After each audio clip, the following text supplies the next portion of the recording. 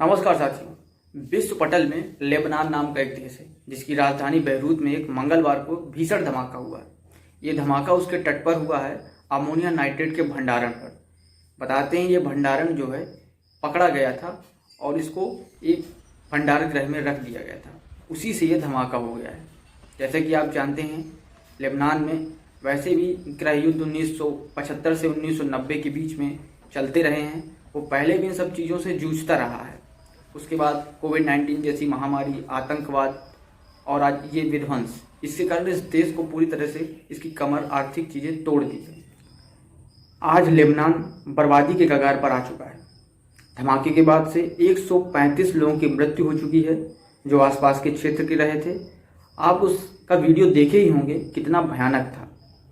लोग बताते हैं कि ये हिरोशिमा पर गिराए गए परमाणु बम के असर के बराबर था या उससे भी ताकतवर था। लेबनान की राजधानी बेरूत में जहां ये धमाका हुआ है वहीं पास देश का अनाज भंडारण था जिसका आधा हिस्सा पूरी तरह बर्बाद हो चुका है।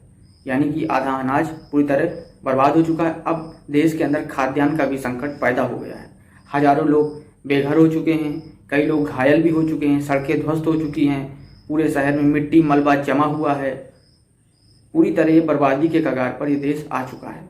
अब बात आती है ये अमोनिया नाइट्रेट वहाँ पर आया कैसे। 6 साल पहले एक जहाज जॉर्जिया से मोजाम्बिक जा रहा था। उस जहाज का मालिक उस जहाज को लावारिस हालत में छोड़ देता है। लेबनान सरकार उसे अपने कब्जे में ले लेती है और बेरूत के ही बंदरगाह पर उसको रख देती है। ये अमोनिया नाइट्रेट वही था।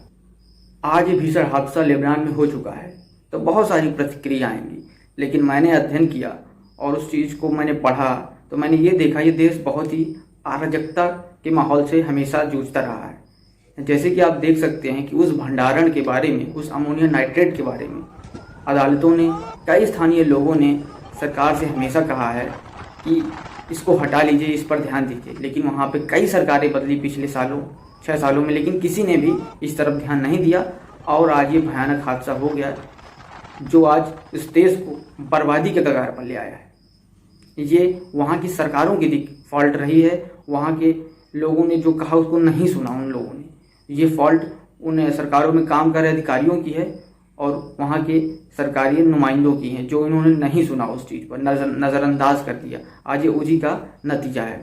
लेबनान देश में पहले से ही महंगाई अपनी चरम सीमा पर है, भ्रष्टाचार भी अपने चरम सीमा पर है। कई बार लोग आंदोलन करने के लिए सड़कों पर उतरे हैं। अब देखना होगा ये एक हादसा था या संयोग था, क्योंकि अमेरिका के राष्ट्रपति डोनाल्ड ट्रंप ने इसे एक हमला बता दिया है। अब उनके द्वारा जारी बयान के बाद अगर उन्होंने जारी किया है तो कुछ सोचनीय बयान होगा, उस पर सोचना चाहिए। अंतर्राष्ट्रीय जांच का विषय है ये, अंतर्राष्ट्रीय जांच होनी चाहिए इस बारे में कि हादसा कैसे हो गया, क्योंकि एक भीषण तबाही हुई है। जैसे कि आप जानते होंगे कि हमारे भारत में भी आसाम के तिनसुकिया जिले में इंडियन ऑयल प्लांट में आग लगी थी। बहुत भयानक हादसा हुआ था। वहाँ के आसपास का पूरा नेशनल पार्क, वहाँ कई जानवर मर गए, कई गांवों में तेल पूरी तरह फैल गया और आज भी वो आग धधक रही है, जल रही है। ये हादसे होते रहते हैं, लेकिन हमें इनसे सीखने की ज़रूरत है। कहाँ पे वो गलतियाँ हमें हमेशा, जैसे कि वहाँ के लोग बार बार दोहराते रहे कि इस पर ध्यान दीजिए, अमोनिया नाइट्रेट रखा हुआ है, कभी भी हादसा हो सकता है, लेकिन उन्होंने ध्यान नहीं दिया और आज ये भयानक हादसा हो गया।